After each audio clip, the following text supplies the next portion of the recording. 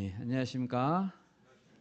예, 우리 좌우 앞뒤 옆에 있는 지체들과 이렇게 인사합시다. 하나님은 승리하십니다. 예, 하나님은 늘 승리하시는 줄 믿습니다. 아멘. 계속해서 로마서 말씀 보고 있는데요. 우리는 지난 시간에 로마서 전반부를 봤습니다. 로마서 2장 1절에서 16절을 봤는데요. 거기에서 하나님은 반드시 공의로 심판하신다라는 사실을 살펴봤습니다. 하나님은 각 사람을 그 행한 대로 보응하십니다. 그런데 이런 강력한 메시지를 듣고서도 별로 걱정하지 않는 사람들이 있습니다. 스스로 나는 이미 구원받은 자라고 생각하고 심판은 다른 사람들에게 해당되는 이야기라고 생각하는 자들이 있습니다. 현대에도 그런 사람들이 많이 있죠. 난 걱정 없다. 나는 아무리 잘못을 해도 예수님께서 다 용서해 주실 것이고 내 자리는 천국에 예약되어 있다. 이렇게 생각하는 사람들이 있습니다. 그런 자들 중에 대표적인 자들이 그 당시에는 유대인들이었습니다. 유대인들이 얼마나 착각이 심했던지 세례 요한은 자신에게 나오는 바리새인들과 사두개인들에게 심한 욕을 했습니다. 마태복음 3장 7절을 제가 읽겠습니다. 요한이 많은 바리새인들과 사두개인들이 세례 베푸는 대로 오는 것을 보고 이르되 독사의 자식들아 누가 너희를 가르쳐 임박한 진노를 피하라 하더냐.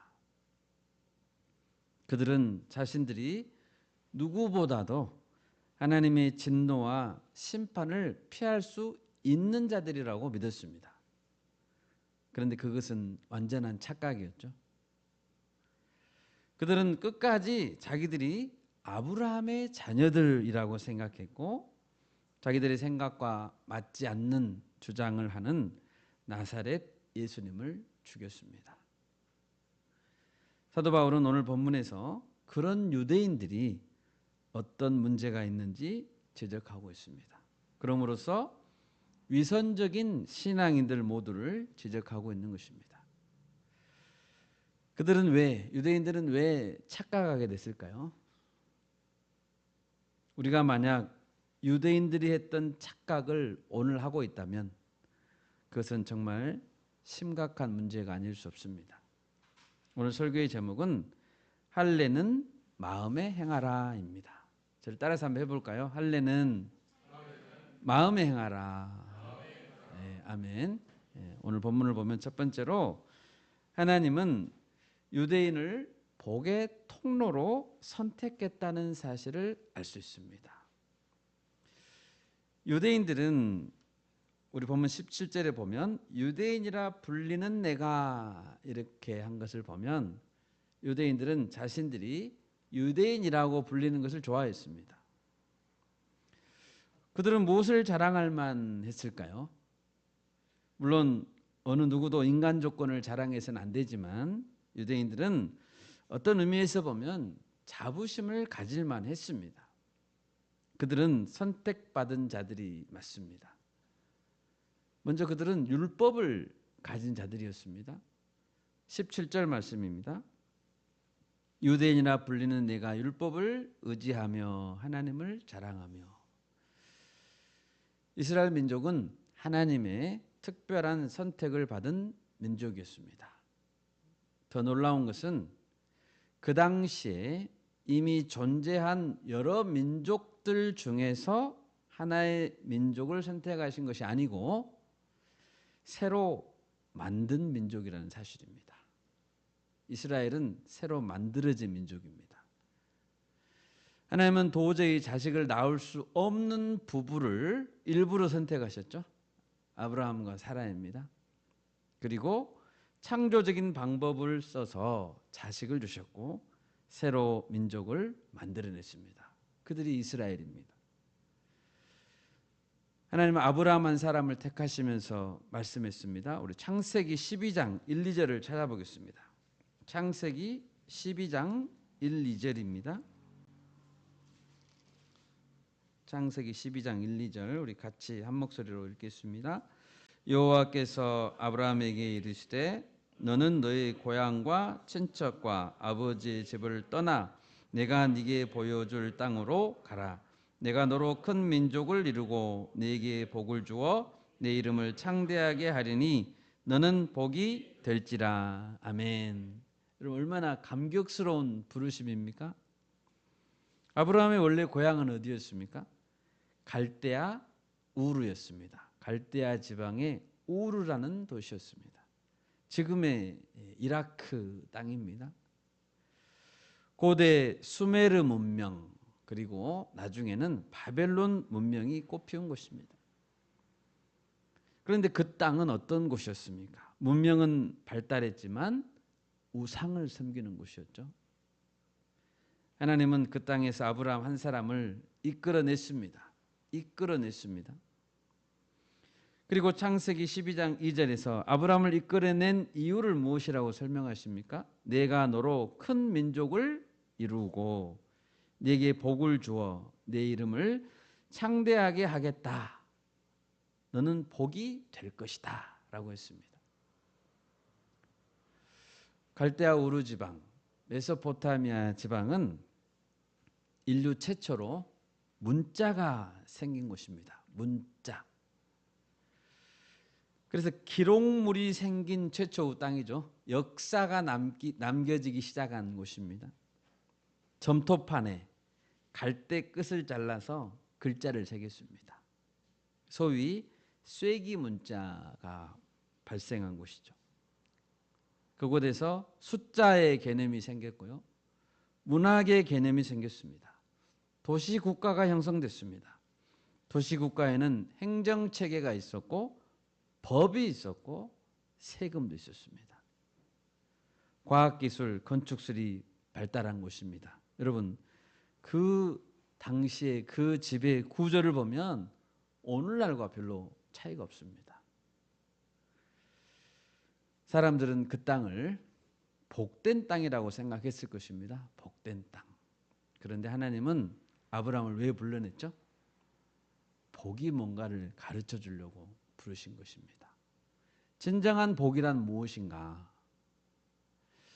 하나님은 그것을 전 인류에게 가르쳐 주고 싶었는데 아브라함 한 사람의 인생을 통해서 그리고 그의 후손들 이스라엘 민족을 통해서 가르쳐 주시고 싶었습니다. 그것이 불러낸 이유입니다. 하나님은 이스라엘 민족이 아직 가족 단위 소규모였을 때 이집트로 보냈습니다. 이집트로. 그리고 430년간 키웠습니다. 큰 민족을 이루게 했고 나오게 하셨죠. 홍해를 가르고 나왔습니다. 그리고 시내산 앞에서 율법을 주셨습니다. 그들은 선택받은 자들이었죠. 복받은 자들입니다. 우리는 그것을 부정해서는 안 됩니다. 또한 그들은 율법을 연구하고 가르치는 자들이었습니다. 18, 19, 20절입니다. 율법의 교훈을 받아 하나님의 뜻을 알고 지극히 선한 것을 분간하며 맹인의 길을 인도하는 자요 어둠에 있는 자의 빛이요 율법에 있는 지식과 진리의 모본을 가진 자로서 어리석은 자의 교사요 어린아이의 선생이라고 스스로 믿으니.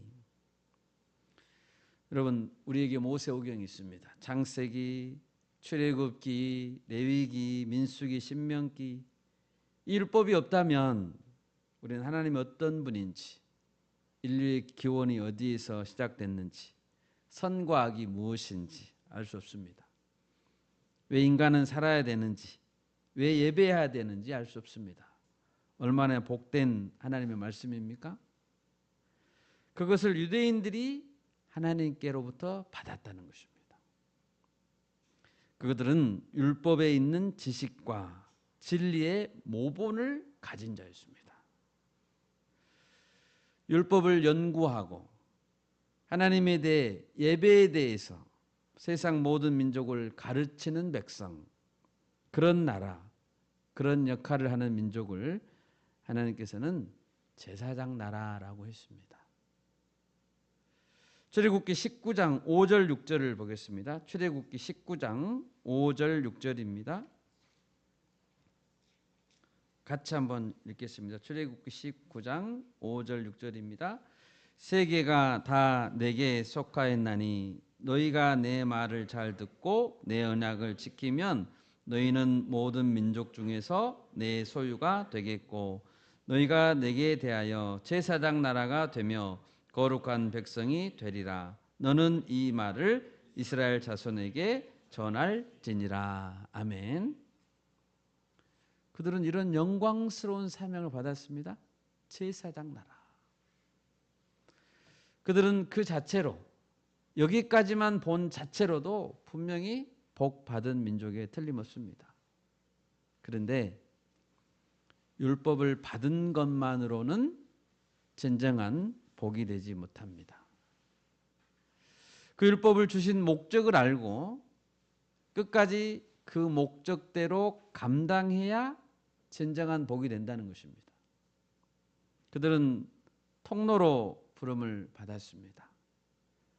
우리는 여기서 하나님께서 유대인을 택하시고 그들을 통해서 인류를 구원하시고자 하시는 하나님의 원대한 계획이 있었다라는 사실을 인정해야 합니다. 하나님께서는 자신이 창조주요, 주권자요, 구원자라는 사실을 이스라엘 백성을 통해서 보여주셨고 계시하셨고 작정했습니다. 물론 유대인들이 그 사명을 충실하게 감당하지 못했습니다. 그랬다고 해서 하나님의 계획이 무너진 것은 아닙니다. 하나님은 그 계획을 직접 성취해 가셨습니다. 창세기 12장 3절 우리가 읽진 않았는데요. 땅의 모든 족속이 너로 말미암아 복을 얻을 것이다. 아브라함에게 그렇게 말씀하셨습니다. 이 말씀은 폐기되지 않았습니다.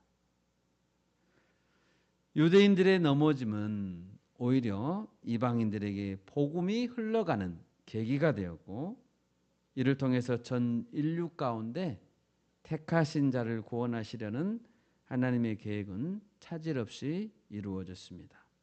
이것에 대해서는 로마서 11장에서 잘 가르쳐주고 있습니다. 다음에 한번 기회가 되면 살펴보겠습니다. 두 번째로 오늘 본문에서 보면 그런데 위선적인 유대인의 삶은 하나님의 이름을 모독했다는 사실입니다. 오늘 바울은 유대인의 어떤 잘못을 지적하고 있습니까? 21절을 보십시오. 그러면 다른 사람을 가르치는 내가 내 자신은 가르치지 아니하느냐? 도둑질하지 말라 선포하는 내가 도둑질하느냐? 사도 바울은 그들이 도둑질하고 간음하고 우상의 신전 물건을 도둑질하는 사례를 들면서 그들의 위선을 고발하고 있습니다. 이것은 단지 생각으로만 간음하고 생각으로만 도적질하는 것이 아닙니다. 그들은 실제로 구체적인 행동으로 그러한 죄를 저질렀습니다. 물론 로마서 2장의 전체 문맥에서 유대인이라고 말하고 있는 것은 이스라엘 전체를 가리킵니다. 일부만 가리키는 게 아니에요. 전체를.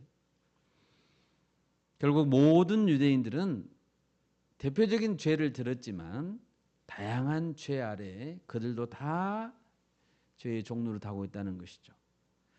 그러나 분명히 유대인들 중에서 리더들, 연구하고 가르치는 자들, 교사요 선생이라고 불릴 만한 영적 리더의 지위에 있는 자들 중에 이런 일을 행하는 자들이 더욱 많이 있다는 것을 강하게 지적하고 있습니다.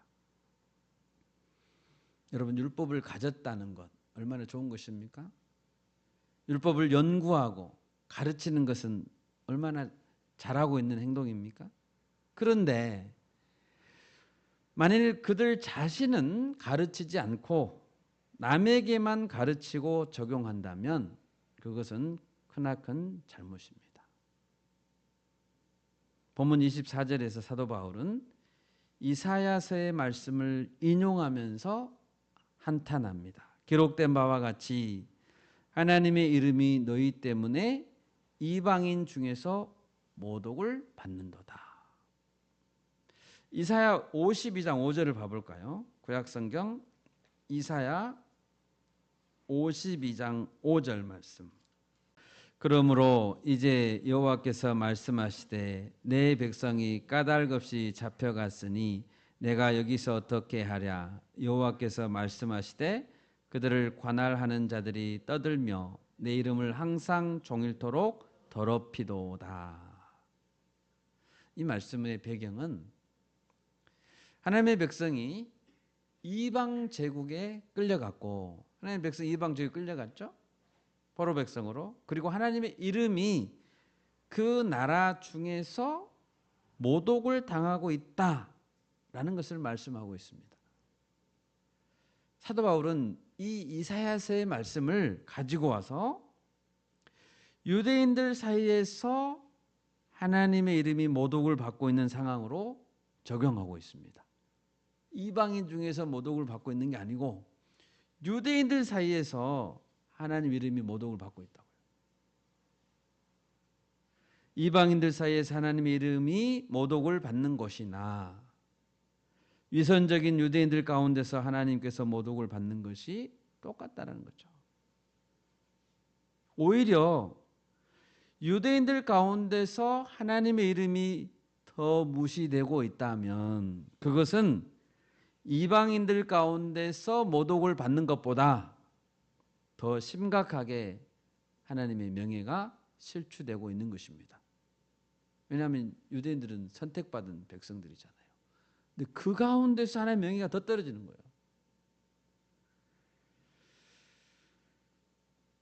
우리는 여기서 우리 자신을 한번 생각해 봐야 됩니다. 교회라는 이름을 걸고 있고 그리스도인이라는 이름을 걸고 있는 우리들, 또 나 자신이 과연 하나님의 이름을 높여드리고 있는가라는 것입니다. 우리 한국 교회를 예로 들어볼까요? 우리나라 개신교에는 여러 교단들이 있죠. 교단들이 많습니다. 대한예수교 장로회만 해도 많은 교단들이 있습니다. 매년 가을에 각 교단들별로 총회가 있습니다. 한 달 전, 대략 한 달 전에도 가을 총회가 있었죠. 그런데 조금만 관심 있게 살펴보면 정말 부끄러운 모습이 많다는 것을 알 수 있습니다. 세상 가운데서도 하지 않는 그러한 일들. 요즘에는 교회 밖 사람들이 실시간으로 다 보고 있어요.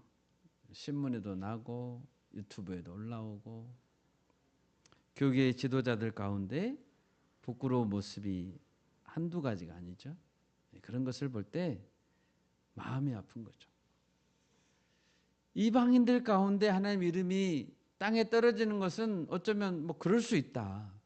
그렇지만 교계 가운데 하나님 이름이 땅에 떨어진다면 얼마나 부끄러운 일입니까? 여러분, 예수님의 십자가 사건, 예수님은 누구 손에 돌아가셨습니까? 하나님을 모르는 세상 사람들의 손에 죽었습니까? 그렇지 않습니다. 예수님은 대제사장들의 손에 죽었습니다. 바리새인, 서기관, 사두개인, 율법을 가진 자들, 율법을 가르치는 자들, 하나님을 잘 믿는다고 말하는 자들의 손에 의해서 예수님이 죽었습니다. 예수님이 성전 청결 사건 때 이렇게 말씀하셨죠. 마가복음 11장 17절입니다. 성전에서 뒤엎으시면서 이렇게 말했습니다. 이에 가르쳐 이르시되 기록된 바 내 집은 만민이 기도하는 집이라 칭함을 받으리라고 하지 아니하였느냐.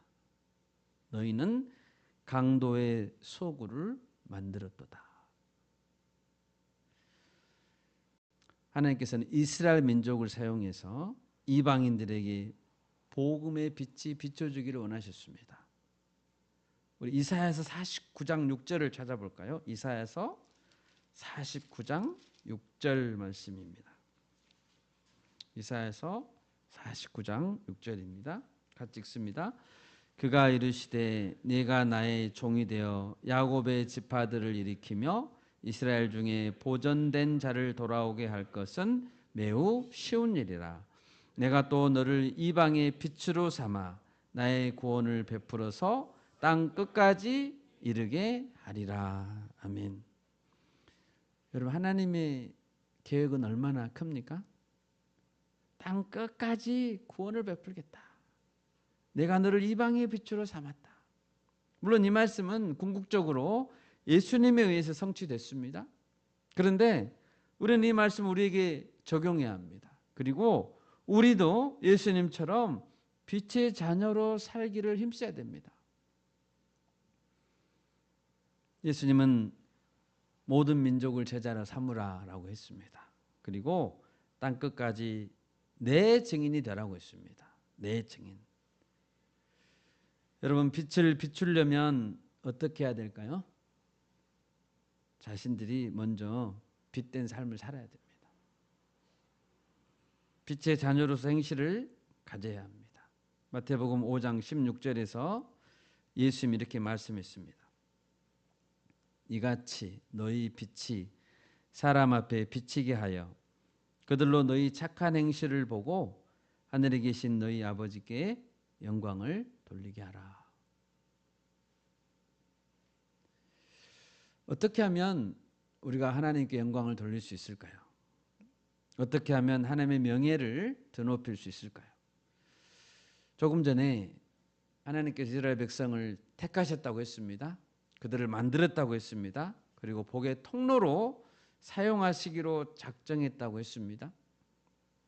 복이죠. 그들이 받은 복입니다. 그러면 복의 통로로 사용된다는 의미는 뭘까요? 어떻게 하면 복의 통로로 사용된다는 의미일까요? 율법을 받았으면 율법을 전해주는 것이 복의 통로입니까? 열심히 서기관들이 율법을 필사해서 이방인들에게 많이 나눠주면 통로인가요? 만약에 요즘 같으면 인쇄기술이 발달했으면 성경책을 열심히 찍어내서 수만 부, 수백만 부를 전달해주면 좋은 복의 통로입니까? 물론 성경책도 전달하는 일을 해야 합니다. 율법을 열심히 연구해서 좋은 주석책을 만들고 좋은 조직신학책을 만들고 선교신학, 설교학, 바울신학, 요한신학을 연구해서 발표하면 좋은 복의 통로입니까? 물론 연구도 해야죠. 그런데 복의 통로라는 의미는 제사장 나라라는 의미는 그런 의미가 아닙니다. 창세기 12장에서 너는 복이 될지라라고 했죠. 복이 되어야 돼요. 복이 된다는 의미는 다른 말로 하면 복을 받는 샘플이 돼야 된다는 뜻입니다. 복의 본보기가 돼야 된다는 뜻입니다. 그들은 복이 되어야 합니다. 복이 된 다음에 복을 나눠줘야 됩니다. 처음에 하나님은 왜 갈대아 우르에서 아브라함을 불러냈을까요? 우상을 섬기던 땅에서 더 이상 살지 않게 하고 따로 나와서 여호와 하나님을 섬기는 샘플로 살아라고 불러낸 것입니다. 따로 나오라고요. 예시로 따로 나온다는 그 의미가 구별된다는 의미가 거룩이죠. 거룩이라는 의미는 구별된다는 의미입니다. 지금 한두 가지 죄를 짓지 말라.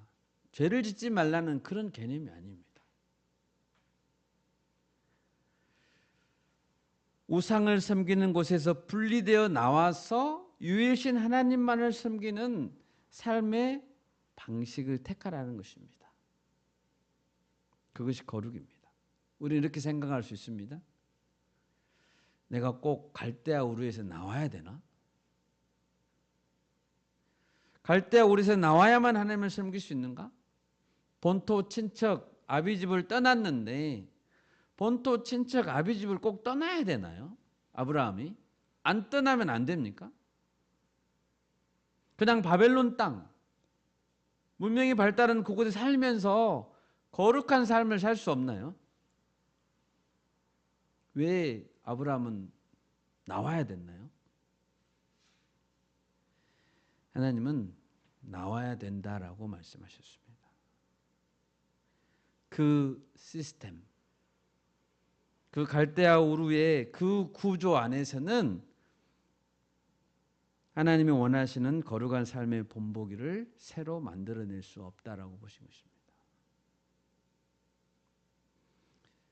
아브라함, 이삭, 야곱은 그런 하나님을 따르는 삶의 구조를 새롭게 만들어야 했습니다. 그것이 이스라엘입니다. 그런데 유대인들이 도적질하고 간음하고 신전 물건을 훔쳤습니다. 유대인들이 왜 그러면 안 되죠? 그러면 안 되죠. 그런 삶으로는 하나님이 어떤 분인가를 드러낼 수 없기 때문입니다. 그런 삶으로는 거룩이란 무엇인지를 보여줄 수 없기 때문입니다. 유대인들은 달라야 돼요. 달라야지 하나님을 보여줄 거 아닙니까? 열심히 성경책을 나눠준다고 그걸 보여주는 게 아니고요. 그들이 그런 삶을 살아야 된다고요. 복이 되어야 된다고요.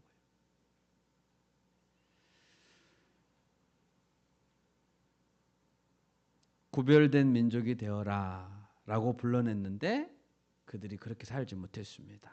그것이 위선인 것입니다. 우리는 영적 이스라엘입니다. 우리도 영적 이스라엘입니다. 우리는 영적 이스라엘의 의미를 알아야 되고 그 부르심에 맞게 빛의 자녀로 살아야 됩니다. 죄악된 그것을 벗어나는 것, 그 구조를 벗어나는 것이 회개입니다. 그냥 죄 한두 가지를 회개하는 것이 회개가 아니고 삶의 방식 자체를 바꾸는 것이 회개라고요.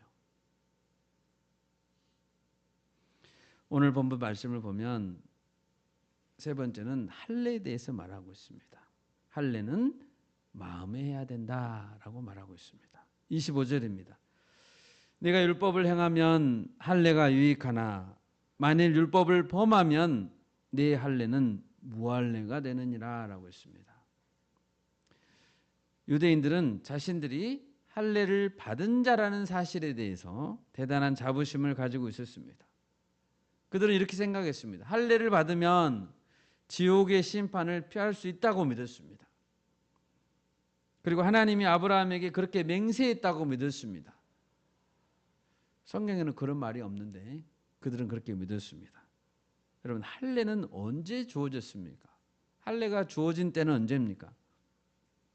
창세기 17장에서 주어졌습니다. 하나님은 아브라함이 99세가 되었을 때 99세니까 이제 이삭을 낳기 1년 전이죠. 그때 나타나셔서 말씀했습니다. 나는 전능한 하나님이라 너는 내 앞에서 행하여 완전하라. 내가 내 언약을 나와 너 사이에 두어 너를 크게 번성하게 하리라. 그리고 언약의 표징으로 할례를 행하라라고 했습니다. 언약의 표시예요. 창세기 17장 10절 11절입니다. 너희 중 남자는 다 할례를 받으라. 이것이 나와 너희와 너희 후손 사이에 지킬 내 언약이니라. 너희는 포피를 베어라. 이것이 나와 너희 사이의 언약의 표징이니라 라고 했습니다. 이 말씀을 볼 때 할례를 받았다라는 것은 하나님과의 언약 관계를 일깨워주는 상징이었습니다. 상징이죠. 아, 우리 조상 아브라함이 하나님과 언약을 맺었구나 라는 것을 보여주는 표시라는 거예요. 그 언약을 우리는 기억해야 되겠다. 아이들에게 할례를 주면서 그걸 기억하는 거죠. 하나님은 율법을 지키지 않아도 된다고 말씀하신 적이 없습니다. 할례를 받으면 율법을 지키지 않아도 되나요? 그런 말씀하신 적이 없어요. 하나님께서 아브라함을 의롭다라고 여기신 때는 할례를 행하라고 명령하신 창세기 17장보다 2장이나 앞에 나옵니다. 15장이 나옵니다. 창세기 15장에서 하나님이 아브라함에게 말씀했을 때 그때 무뼈를 셀 수 있나 보라 이런 말씀하셨잖아요. 그럴 때 아브라함이 그것을 믿었습니다. 믿으니 여호와께서 이를 그의 의로 여기셨다라고 했습니다. 15장에서 의로 여겼습니다. 할례는 그 뒤에 나와요. 그러므로 할례를 받았다는 것은 율법으로부터 자유롭게 됐다라는 의미가 아닙니다. 할례를 받았다고 해서 천국 자리가 애학되어 있는 것이 아닙니다. 오히려 할례는 더 적극적으로 율법을 순종해야 될 책임을 보여주고 있는 것입니다. 할례는 포피를 잘라낸 것이라고 했습니다. 이것은 죄악된 본성을 잘라내는 것을 의미합니다. 그리고 어떤 의미에서는 육신 전체를 죽이는 것이다. 육신을 죽이는 것이다 라고 칼빈은 주석했습니다. 그렇기 때문에 할례는 구원의 표시가 아니에요. 오히려 책임과 심판의 표시입니다. 만약 언약을 지키지 않으면 심판을 받는다. 이 엄숙한 표시이자 증거가 할례예요. 하나님의 뜻을 따라 살기로 하는 결단의 표시이기도 하죠. 그래서 사도 바울은 만약 할례를 구원의 표식으로 생각하는 자들이 있다면, 구원 받으려면 유대인들이 그랬죠. 너희들 할례 받아야 구원 받는다라고 주장한 유대인들이 있었잖아요. 만약 할례를 구원의 표식으로 생각하는 자들이 있다면 그런 사람은 율법 전체를 지켜야 될 의무를 가진 자다라고 했습니다. 그 말이 맞죠. 갈라디아서 5장 3절이 그렇게 말합니다. 내가 할례를 받는 각 사람에게 다시 증언하노니 그는 율법 전체를 행할 의무를 가진 자라. 오늘 본문에서 이어지는 26, 27절에서 강조하는 것도 할례와 같은 외부적인 표시가 아니라 말씀을 듣고 삶이 변화되는, 행동이 변화되는 것을 사도 바울은 강조하고 있는 것입니다. 우리 29절 말씀, 본문 29절 같이 한번 읽겠습니다. 로마서 2장 29절 같이 읽겠습니다. 오직 이면적 유대인이 유대인이며 할례는 마음에 할지니 영에 있고 율법 조문에 있지 아니한 것이라. 그 칭찬이 사람에게서가 아니요 다만 하나님에게서이라. 아멘. 하나님의 음성을 듣고 하나님의 음성이 우리에게 들릴 때, 음성이 들릴 때 우리가 그 음성에 순종하지 않는다면 우리가 가진 율법은 한낱 문자에 지나지 않죠. 무엇을 지켜라, 순종해라, 그것은 명령의 목록에 불과한 것입니다. 우리가 지키지 않는다면 아무 의미가 없어요. 말씀이 들려올 때 우리는 마음의 할례를 행하고 지켜야 되는 것입니다. 오늘 이 말씀 29절을 보면 그 칭찬이 사람에게서가 아니요 다만 하나님에게서니라. 사람들은 사람들에게서 받는 칭찬을 좋아합니다. 특히 바리새인들은 그런 칭찬에 민감했죠. 보여지는 것에. 예수님은 바리새인들의 이런 자세를 지적했습니다. 누가복음 20장에 보면 예수님이 이런 지적을 했습니다. 그들은 긴 옷을 입고 다니는 것을 좋아하고 시장에서 문안받는 것, 회당의 높은 자리, 잔치의 윗자리를 좋아한다고 했습니다. 사실은 그들은 과부의 가산을 삼키고 외식으로 길게 기도한다고 했습니다. 외식적인 사람들은 남들 눈에 띄지 않는 것은 하지 않습니다. 외식적인 사람들은. 그 대신에 뭐를 해도 남들에게 보여지는 것을 하려고 합니다. 그러나 그것은 사람들에게 칭찬을 받게 할지는 몰라도 하나님은 칭찬하지 않습니다. 하나님은 중심을 보십니다. 신명기에서 분명히 할례는 마음에 하라고 했습니다. 우리 신명기 찾아보겠습니다. 신명기 10장 12절에서 16절 우리 말씀 같이 합독하겠습니다. 신명기 10장 12절에서 16절 말씀입니다. 같이 읽습니다. 이스라엘아, 내 하나님 여호와께서 내게 요구하시는 것이 무엇이냐? 곧 내 하나님 여호와를 경외하여 그의 모든 도를 행하고 그를 사랑하며 마음을 다하고 뜻을 다하여 내 하나님 여호와를 섬기고 내가 오늘 내 행복을 위하여 내게 명하는 여호와의 명령과 규례를 지킬 것이 아니냐. 하늘과 모든 하늘의 하늘과 땅과 그 위의 만물은 본래 네 하나님 여호와께 속한 것이로되 여호와께서 오직 네 조상들을 기뻐하시고 그들을 사랑하사 그들의 후손인 너희를 만민 중에서 택하셨음이 오늘과 같으니라. 그러므로 너희는 마음에 할례를 행하고 다시는 목을 곧게 하지 말라. 아멘. 예레미야 4장 4절에서도 이렇게 말씀합니다. 제가 읽겠습니다.